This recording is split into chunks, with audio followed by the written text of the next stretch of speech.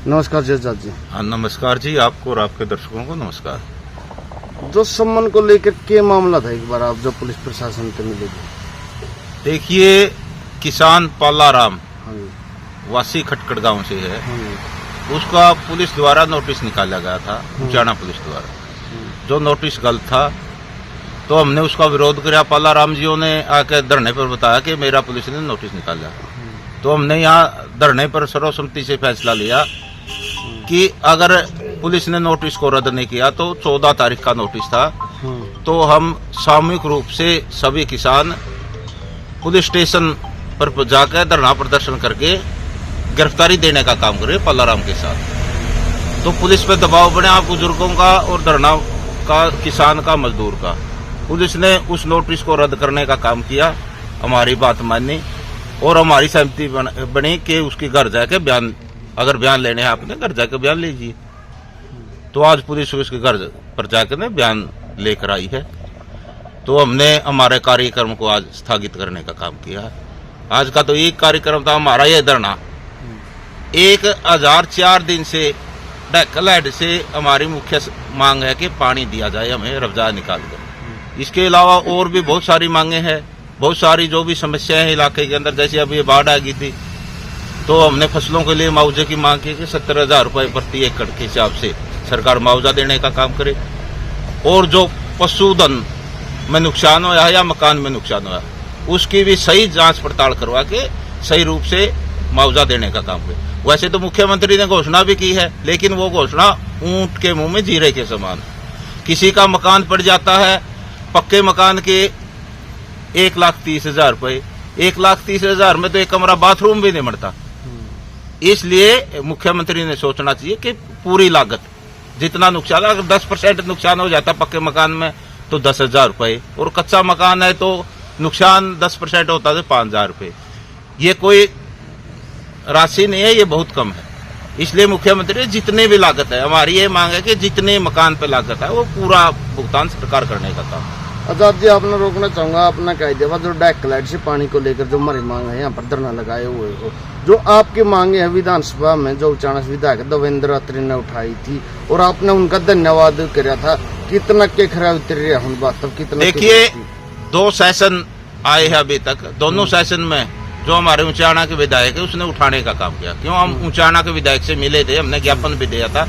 और पिछले दिनों जब धन्ना जियों राम की जयंती पर है, जिसको किसान अपना भगवान मानता है, तो मुख्यमंत्री आए थे और मुख्यमंत्री से भी हमारी बातचीत हुई थी इसको लेकर। लेकिन मुख्यमंत्री ने हमें आश्वासन तो जरूर दिया था, अभी तक काम कुछ नहीं हुआ। और जो विधायक ने मांगों को उठाने का काम तो किया, उसके लिए हमने धन्यवाद भी किया था विधायक उचाना का। लेकिन अब जो सेशन आने वाला सेशन है, हम विधायक से मांग करेंगे कि सरकार से जवाब लेने का काम करे। भाई कब तक निकल जाएगा, कब तक निकलेगा और किस प्रकार से निकाला जाएगा, ये सारी बातें अभी भविष्य के क्रम में है। तो आपके चैनल के माध्यम से हम विधायक जियों से इस बात की मांग करते हैं और हम मिले भी गए इस बात को लेकर। और अगला जो सेशन आएगा तो हम यही मांग करेंगे भाई सरकार से जवाब लेने का काम करें, भाई कब तक ये रफ्जा निकल जाएगा। क्योंकि जो धरना है आपका बहुत लंबा हो गया। हाँ, बहुत लंबा हो गया। पिछले जब ये विधायक नहीं थे, दूसरे यहाँ से बीजेपी का सांसद था। और उस टाइम भी हमने मांग तो हमारी पुरानी है कि ये मांग को 30 साल पुरानी है। कई बार पहले भी पंचायतें हुई है, कई बार पहले भी जितनी भी सरकारें रही है, हम दोषी तो सभी को मानते हैं। बीजेपी का 10 साल 11 साल का शासन तो बीजेपी का हो गया। बीजेपी का पहले एमपी भी बीजेपी का यहाँ से था, और जो विधायक था वो स्वयं डिप्टी सीएम था यहाँ से। उचाना की बदौलत डिप्टी सीएम था दुष्यंत चौटाला। उसने भी इसी मांग को लेकर उसने कहा था कि आप मोरी का क्या करोगे, आपका रफ्जाए से नाका हो जाएगा, मैं डेकलैड से पानी दूंगा लोगों को। दुष्यंत चौटाला ने भी कहा था, लेकिन उसने लोगों को गुमराह करने का काम किया। उसको उसका नतीजा मिल भी गया, उसकी वो जमानत भी नहीं बचा पाया। जो बीजेपी का सांसद था वो भी लोगों से इस संबंध में उसने बातें नहीं सुनी। इसलिए विधायक जो देवेंद्र अत्री ने कम से कम इसको विधानसभा में उठाने का काम किया। उसको जो प्रश्न उठाया भाई उसका अब उसका काम है कि जवाब, इसके बात का जवाब ले कब तक ये रफ्जा निकल जाएगा। उसकी जिम्मेवारी बनती है और हम उससे मिलने का भी काम करेंगे। आजादी जो चाणा हल्का के बहुत सारे गांव है जो जल भराव की स्थिति में है, उसको लेकर आप क्या कहना चाहोगे? देखिए, हम तो यही कहना चाहते हुए प्रशासन हमारी आज हम 3-4 बारी मांग पत्र भी एसडीएम के माध्यम से भी दे चुके हैं कि मुख्यमंत्री को हमने मांग पत्र भी भेजा है और एसडीएम साहब ने हमें आश्वस्त भी किया था कि जो आपका ये उचित मुआवजा बनाता है कि सरकार की तरफ से आदेश आ गए है। जैसे 15 तारीख को ये पोर्टल पर अपनी शिकायत दर्ज करा, 15 तारीख के बाद इसका सर्वे करवा के जो सही मुआवजा है वो हम देने का काम करेंगे। तो सरकार की तरफ से आश्वासन मिला है अभी तक, तो देखते उसमें सरकार कितनी सफल होती है। वैसे तो मैं कहूँ मुख्यमंत्री का जो बयान आया है वो बहुत कम पैसे है, वो तो ऊंट के मुंह में जीरे के समान है। इतनी कम राशि से हमारा गुजारा नहीं होगा। हमारी 70,000 रुपए प्रति एकड़ की मुआवजे की मांग है, जो फसल खराब हुई है उसकी, और जो मकान और जो पशुधन जिसका नुकसान होया उसके पूरे नुकसान की भरपाई सरकार करवाने का काम है। जींद जिले में जो चाणा की बात, ये नगूरा की बात करें, अड़ेवा की बात करें, वहाँ पर जो IMT कंपनी आने वाली है उसके बारे में आप क्या कहना चाहो? सही है गलत है, आप उसका क्या कहना? देखिए, 12 गाँव की जमीन MIT के अंदर सरकार एक्वायर करेगी, तो हमारी सरकार से यही मांग है कि हम जब वो वहाँ के किसान, वो उपजाऊ जमीन है और वहाँ के किसान जमीन देना नहीं चाहते, तो हम जबरदस्ती किसानों के साथ नहीं होने देंगे किसी भी कीमत पर। हम किसानों के साथ है, जो भी 12 गाँव के लोग जो फैसला लेंगे हम उस फैसले के साथ है। और अगर MIT सरकार ने लगानी है तो ऐसी जमीन पे लगानी चाहिए जहां पर फसल नहीं होती। जो बंजर भूमि है, बहुत सारी बंजर भूमि है, वहां पर MIT लगानी चाहिए, उद्योग लगाना चाहिए, उद्योग लगना चाहिए। लेकिन 12,000 एकड़ वो भी उपजाऊ जमीन, ये सरकार का अच्छा फैसला नहीं है। इसका हम किसान विरोध कर रहा है और इस विरोध के साथ हम उन 12 गाँव के किसानों के साथ आखिरी दम तक हम लड़ेंगे और जीतेंगे। सरकार का कहना कि भाई अगर हमने भी वहाँ पर कंपनी लगी तो पानी की भी आवश्यकता है, वहाँ पर नेशनल हाईवे रोडों की अब भी आवश्यकता है, और जो ये वो जमीन है जो 12 गांव लगते हैं वो एक केंद्र बिंदु है, वहाँ पर हर तरह के रास्ते लगे हैं। क्या करना चाहोगे? देखिए, ये तो सरकार हर एक बात पे झूठ बोलती है। हाईवे वहाँ पर नहीं, हाईवे तो और एक जगह से निकाला हुआ है। दिल्ली से लेकर अमृतसर तक हाईवे है, दिल्ली से लेकर जम्मू कटरा हाईवे है, दिल्ली से लेकर हिसार से इसे अंबाला से लेकर पाली तक हाईवे है। 7 नेशनल हाईवे जींद के अंदर से गुजरते हैं। तो जहां पर बंजर भूमि है, बहुत सारा इलाका बंजर भूमि है जहां पर पानी की भी कमी है और फसल भी नहीं होती, वहां पर MIT वहां पर घोषित करनी चाहिए, वहां पर उद्योग लगाना चाहिए। हमारी मांग है कि युवाओं को रोजगार मिले, सरकार रोजगार का प्रबंध करे, लेकिन उपजाऊ जमीन पर नहीं, बंजर भूमि पर। ये कई जगह पहले भी MIT लगा रखे है, वो आज खाली पड़ी है। 12,000 एकड़ का कोई उचेते नहीं बनता। अगर बड़ा उद्योग लगाना तो कहीं पर 500-700 किलो में भी लगा सकती है, 200-400 एकड़ में भी बड़ा उद्योग लग सकता है। तो बड़ा उद्योग लगना चाहिए, हमारी मांग है। लेकिन ये नहीं वे उपजाऊ भूमि का गलत इस्तेमाल करे, इसका हम विरोध करते हैं। नमस्कार जी। नमस्कार जी। क्या नाम है जी? बारूराम मलावत, गांव रूपगढ़, भारतीय किसान यूनियन सहरक्षक जिला जी। अच्छा, जो उचाना में जो बहुत सारे किसानों की सम्मान आए थे और जो कल पुलिस प्रशासन से मिली थी, उसके बारे में क्या कहना चाहूँगा? उसके बारे में तो या किसानों की जीत होगी, पुलिस ने आप खुद अपने तरीके से कानून रद्द कर दिया हो।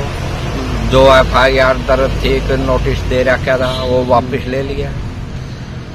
जो आपने पता भी, जो अड़ेवा की बात करें, अनुगुरा की बात करें, जो IMT को लेकर, जो जमीन को लेकर जो किसान हैं वो जमीन देने के लिए मना कर रहे हैं, जो गांव में लगातार इकट्ठे हुए, उसके बारे में क्या कहना चाहोगे? उसके बारे में तो जो किसान सहमत नहीं है जमीन देने के लिए, उनको जबरदस्ती क्यों छीनी जा रही है।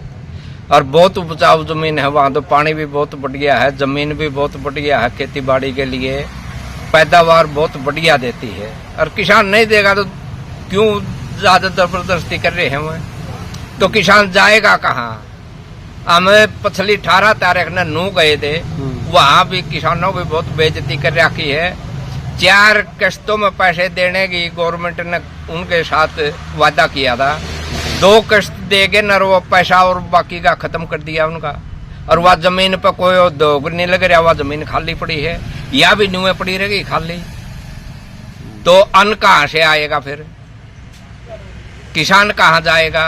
ये नौकरी का वायदा करे हैं, जो नौकरी में भी बहुत धोखेबाजी है। सरकार कह रही है बस नौकरी दी जाओगी और जो आपकी जमीन है उसकी डबल पूंजी दी जाओगी। नहीं जी, ये बिल्कुल झूठे वादे हैं सरकार के। हम तो 11 साल हो गए देखने लायक रहे हैं, कोई भी एक वादे पे ये सरकार खरी नहीं उतरी। हमें पूरा विरोध करांगे अगर वह 12 काम हरियाणा की सारे की सहायता मांगेंगे तो सारा हरियाणा वहां डट के खड़ा हो जाएगा, वह जमीन नहीं जाने दें। नमस्कार जी सज्जूराम जी। नमस्कार जी, आपका चैनल का बहुत बहुत धन्यवाद जी, आपका दर्शक का। जो कल किसान चाणा थाना पहुंचे थे, जो कुछ किसानों के सम्मन आए थे, उसको लेकर आप क्या कहना चाहोगे? जो सम्मन आए थे, सम्मन 5-4 दिन पहले आए थे। हाँ जी। बालाराम को यहाँ धरने के ऊपर उसकी आवाज उठाई, भाई मेरे सम्मन आ चुके हैं। हाँ जी। तो यहाँ धरने के ऊपर कमेटी ने फैसला लिया तो बालाराम आपको घबराने की कोई जरूरत नहीं है, तो हम करेंगे। अगर आपका जोर जबरदस्ती पुलिस करेगी तो हम आपके साथ में हैं। तो फिर हमारे धरने ने पालवा आजाद ने इस कमेटी का बातचीत करके इसको नोट इसकी बात करी, भाई 14 तारीख लग गया तो केस वापसी ले लो, नहीं वरना उसके लिए आंदोलन होगा। जेल भरो आंदोलन की तैयारी। आज 14 तारीख को हम इसे लिए आए थे। बालाराम का कल लेटर वापस ले लिया है, जो एप्लीकेशन थी बयान लिया है, उसके घर आ जाएंगे। तो आजाद सिंह ने आज बुलाया के कह दिया भाई ये प्रोग्राम आगे का स्थापित कर दिया है। जो अड़ेवा और नगुरे बात करें तो जिन जिला गाँव हो जो IMT को लेकर क्या रही अड़ेवा की 12 गांव में बात, तो नगुरा के अंदर भी पंचायत हुई थी, बहुत अच्छी पंचायत हुई थी, 6 गांव की हुई थी। उनसे बोला था भाई 6 गांव में हम जाएंगे और कमेटी बनाएंगे। उनकी कमेटी का भी गठन कर लिया है। वह किसान भाई वह जमीन नहीं देना चाहते, तो हमने उनको ये बोला था आप जमीन वाले आपने बाजू के ऊपर डटे रही हो, सरकार अगर तानाशाही करेगी तो आपके साथ में पूरा हरियाणा का संयुक्त मोर्चा आपका आगा होगा और संयुक्त मोर्चा का पीछा होगा। आपको ऊपर कोई तकलीफ नहीं होने देंगे। हम वायदा करते हैं संयुक्त मोर्चे से भी सारे संगठन है, अगर हरियाणा से न बात बनी तो पूरा राष्ट्रीय लेवल पर आपके 12 गांवों का यहाँ समूह इकट्ठा हो जाएगा। सज्जूराम जी विरोध क्यों कर रहे हैं? सरकार का तो कहना है कि हमें डबल मुआवजा देंगे, उन बच्चों को नौकरियां देंगे, इस प्रकार की बहुत सारी बातें कह रहे हैं। या तो मैं बताऊंगा जो भाजपा सरकार आई है, हम मोदी से भी ये कहना चाहते हैं, मोदी सरकार आई भाजपा, ये 2 करोड़ की हर सालाना नौकरी का वायदा किया था पूरे हिंदुस्तान के अंदर। आज तक 11 साल हो गए, 22 करोड़ जनसंख्या को नौकरी मिलनी चाहिए थी, तो नौकरी तो कहाँ गई? नौकरी तो निकालन लाग रहे, सारे निजीकरण में लाग रहे देन, प्राइवेट लाग रहे करण। एक ये झूठ ना बोले सरकार, हमारा सही हो, हम इनसे जवाब लेना था और विरोध भी होगा। तो ये झूठ से सुहाय और डंडोरा कुछ नहीं पीट रहे, वाय एक अखबार में। और ये जुबान से कहने से क्या होता है? झज्जर चले जाओ, रोहतक के अंदर चले जाओ, जितनी जमीन खरीद रखी है वहाँ खाली पड़ी है, वहाँ क्यों नहीं लगी फैक्ट्रियाँ? आज उसके दाम 100 गुना बढ़ के, और MLA MP अपना जो प्रोप डीलर है उनकी जेब भरने का काम कर रहे हैं।